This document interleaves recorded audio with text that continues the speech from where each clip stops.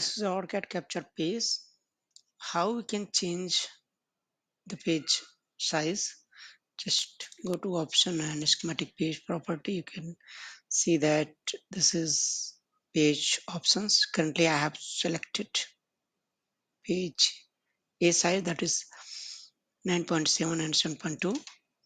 And if you have less schematic symbols in your design, so try to use grid A option, page A option only. Since when you plan to print on page, then it is always good to use A4 size, and that is A only.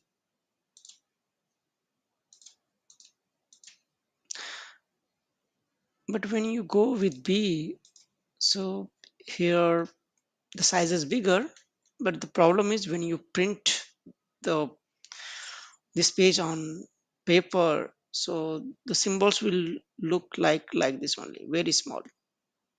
It could be smaller than this. And same way, if you go with page size C, it could be always definitely you will get good space for your design. But again, you have to select page 2 or page 3 option, A2 or A3 option for printing it. It depends on you what kind of page you are going to use according to your design, but select as per your design only. That's how you can select your page shape. So grid and all things are there. You can select if you want to change anything, but better keep it default only. Just change here the page size only.